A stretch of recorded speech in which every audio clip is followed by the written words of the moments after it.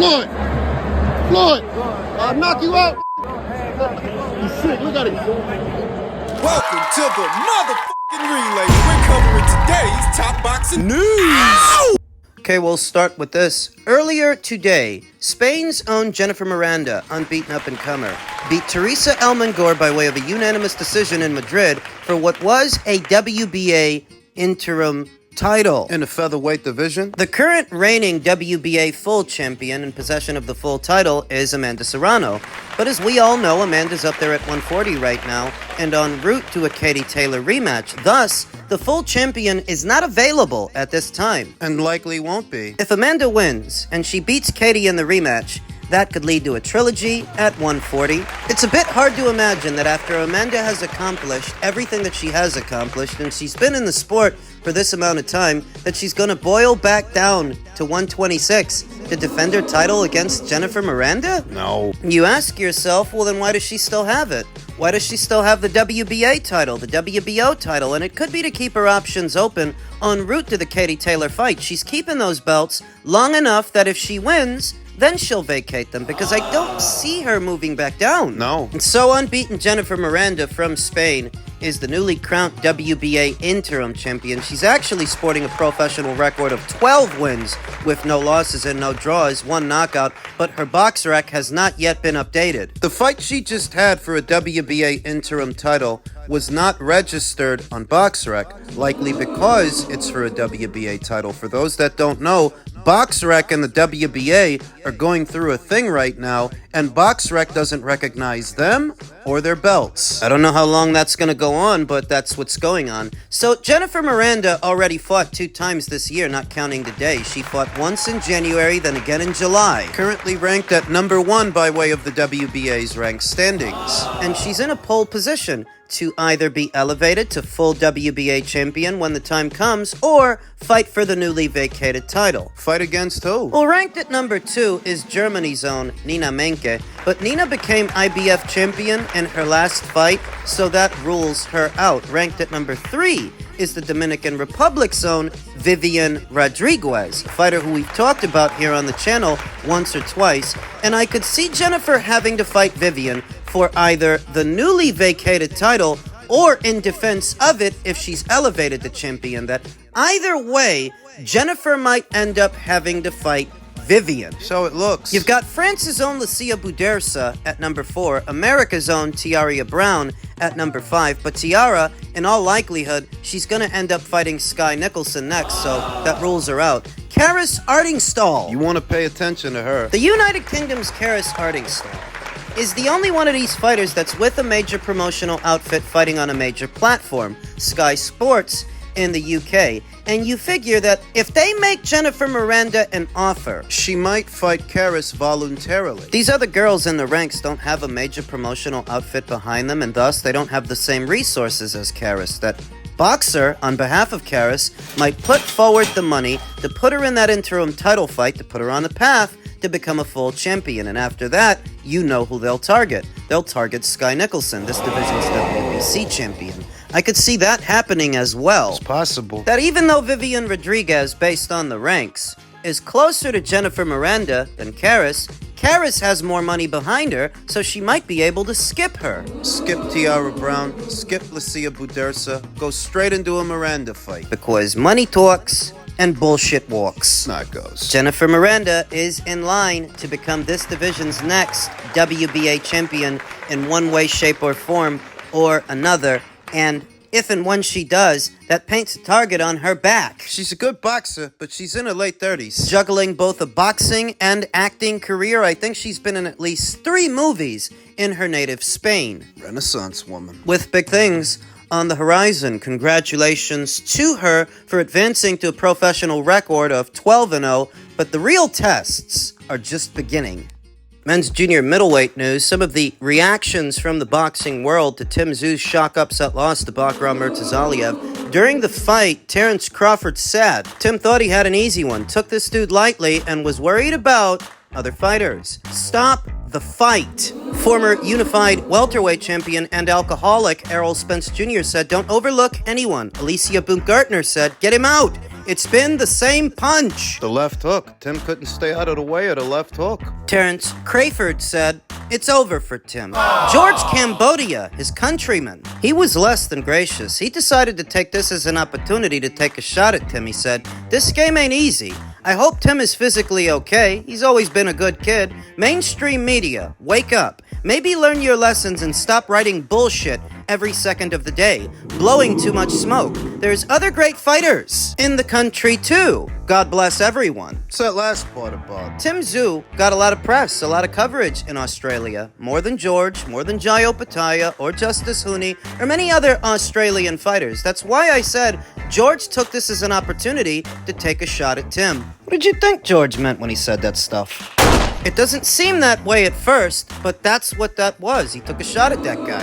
Veteran trainer Kevin Cunningham said this is what happens when a fighter takes the rock'em sock'em robot approach. Oh? So what approach was Erickson Lubin taking when Sebastian Fundora kicked his ass? What was that? Nobody's gonna ask Kevin. But he's gonna say it. That's why so many people are comfortable playing Monday morning quarterback. Lou Dembella. His reaction to what happened was a lot more insightful. Perhaps the worst career decision-making for a star-level kid ever. Horrible promoter, manager, corner judgment, both. In allowing Tim to continue in the Fundora fight, and two, following that with a beast like this guy, who brought no gate or name recognition to the fight. 4-division champion Nonito Donaire said, amazing fight, my favorite hotel, the Caribe Hotel. Sometimes styles are just tailored for each other.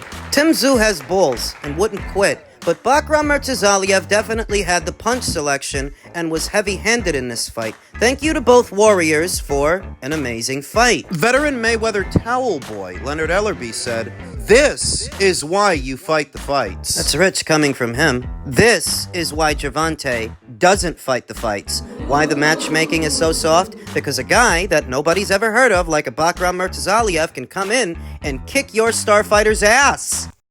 Any interest in fighting Jermell Charlo? Там, я говорю, мне без разницы, с кем драться. Если же не получится договориться, у кого есть пояса, мы будем выбирать из более лучших доступных бойцов. Поэтому будет это Чарло, будет это Кроуфорд, будет это Фундора, Спенс. Не имеет никакого значения. Приоритет это пояса.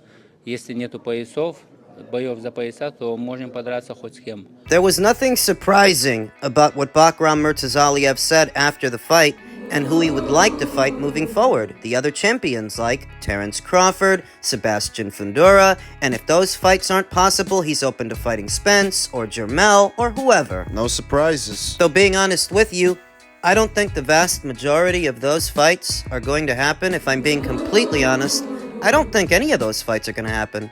Crawford fight, Fundora fight, Spence fight, nope. Not gonna happen. And what about yesterday's fight makes you think that anybody at 154 is going to be in a hurry to fight this guy? It's just like Lou DiBella said. The guy don't bring much to the table aside from his title. He ain't got no name value, no fan base, so why would anybody roll the dice with him? Well, he's a champion. He's got a belt. Listen, if Terence Crawford were worried about champions and guys with belts at 154, he wouldn't have gave Sebastian Fundora a pass to go fight somebody else. Pay attention. If Sebastian Fundora were trying to unify this division, why would he ask Terence Crawford, another champion at the weight, who's also his mandatory? Why would he ask Terence for permission to go fight somebody else, to go fight a voluntary? If your focus were unifying, then you'd go straight into the Crawford fight. Clearly you're not focused on unifying. If your focus were unifying, you'd focus on Crawford. You're trying to fight Spence, the guy Crawford beat. And everybody knows that, Right? So if Sebastian doesn't care too much to fight Crawford, what the hell makes you think he cares about fighting Murtazaliev? Now do you understand me? Now do you see what I'm getting at? Crawford's got more of a name than Murtazaliev, and Sebastian wasn't in a hurry to fight him. He wants to fight somebody else. So what makes you think he wants to fight Murtazaliev? What makes you think Samson Lukowicz wants that fight for him? You think a used car salesman like Samson Lukowicz wants to put his guy in the ring with this animal? Of course not. And Terence, well, I'm a big fan of Terence. If Terence's motivation were unifying this division, you wouldn't have given Sebastian permission to fight somebody else. I'm a big fan of Terence. I have been for years, but I don't pull punches on nobody. And if it were Terrence's intention to unify this division, if that were his focus, you wouldn't have let Sebastian walk.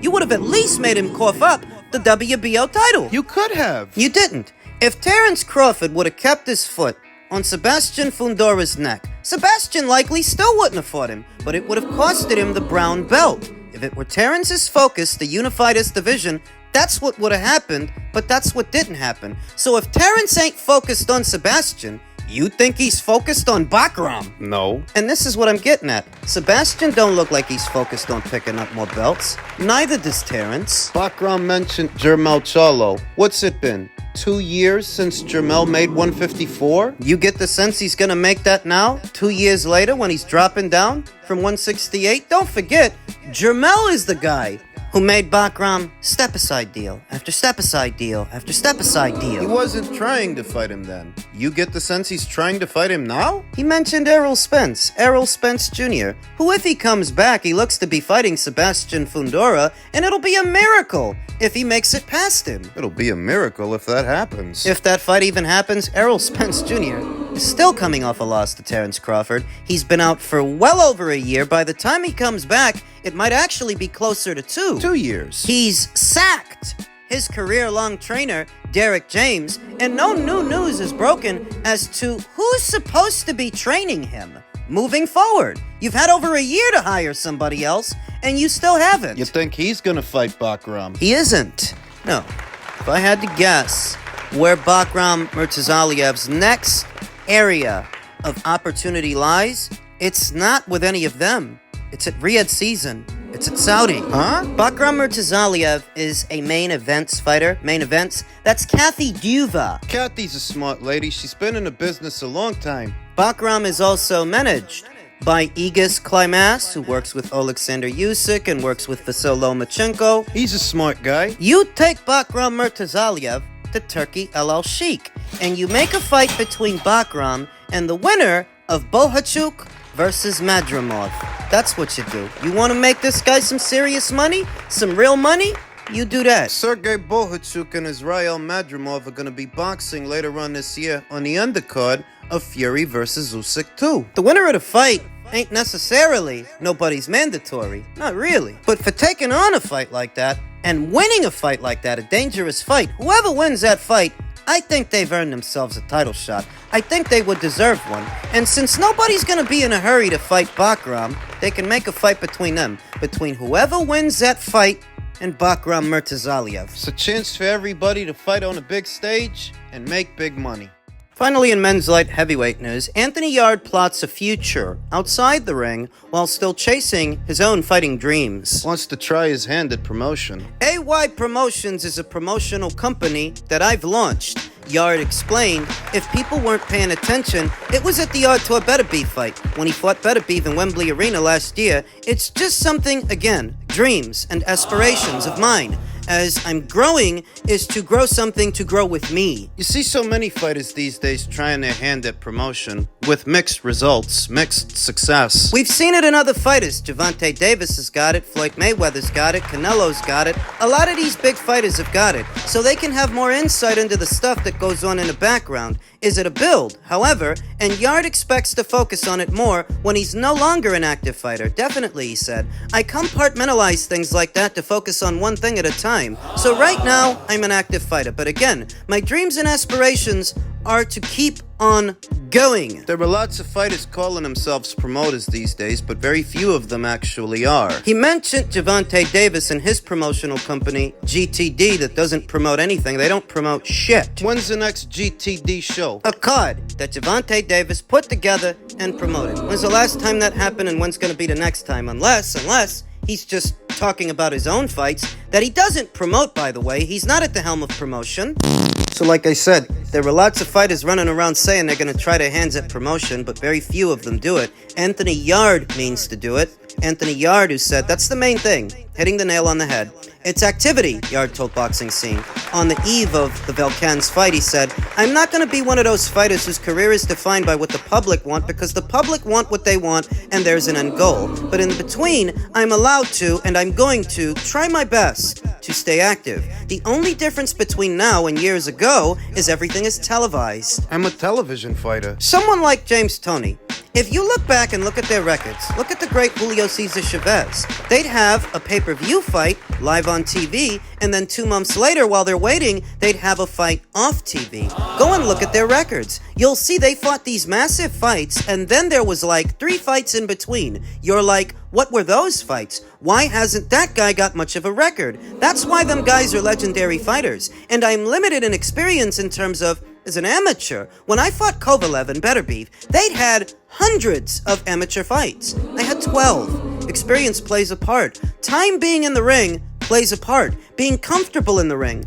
etc. So that explains this weekend's fight and why he had it against that kind of an opponent. Not a high-ranking guy. Not a high-profile guy. For Anthony Yarde, it's about staying active, staying sharp, like the old legends used to. Speaking on his past experiences with Kovalev, with Beterbiev, Anthony said 100%, I'm a person who doesn't mind being the underdog, limited in experience, but takes on all challenges. Someone like that. Throughout my career, I've never shied away from challenges, never shied away from nobody. When I was going to Russia, some people were saying I was crazy for going to Chelyabinsk to face Kovalev. Some in a good way, but at the same time, some of them had that mean face like, are you sure you want to go to Russia to fight Kovalev? But it just shows my character. I will literally go after my dreams. My dream is to become a world champion and eventually undisputed. That dream is not so far-fetched. Artur Beterbiev and Dmitry Bivol are the best in show, but they're not going to be at this weight forever, and the pecking order will not always be the same. If he sticks around long enough, if he lasts long enough, he might last long enough to pick up a vacant title. And that's his best bet. I don't know about becoming undisputed, but he can become a world champion if he plays his cards right. He didn't look good yesterday. He didn't. It was a flat performance. Anthony looked bang average, not his usual destructive self against the Latvian. No. Now attention turns to a potential Joshua Buatsi fight. Him versus Buatsi, mooted for years, would do big business in London. Asked specifically whether Buatsi is a fight that he still wants, Yarde replied, one of them, 100%. Buatsi's a big fight. There's other big fights, other names. Andre Durrell is a former champion with a big name. He's been calling me out. There's a lot of interest going on. David Benavidez, there's going up to cruiserweight. It depends on opportunities that present themselves. All I'm saying is, Buatsi's not my only option, but vice versa. Maybe I'm Buatsi's only option. I'm the bigger name. Clearly, I fought for 2 world titles, and that's a fight I definitely want. I want that fight. Well, it's closer now than it's ever been in years. Anthony Yarde is an ambitious young man, and perhaps he can see at least some of these dreams realized. Some of them. I don't know about undisputed, but maybe he can pick up an alphabet title. I don't know about being a promoter. What, a promoter like Javante's a promoter? Devin Haney's a promoter? Or a promoter like Oscar De La Hoya is a promoter. Floyd Mayweather's a promoter. Yo Costavalle, even Danny Garcia. He's done about 4 shows, 3 or 4 shows. Just a promoter by name or a promoter by practice? Then he's an ambitious young man. He's got a lot of goals, but he's got to prioritize them properly, because the way he looked yesterday, Joshua Buatsi didn't look impressive against Willie Hutchinson, but Anthony looked even less impressive yesterday, and we all know what's next. We all know what fight Boxer wants to make. Better focus the hell up.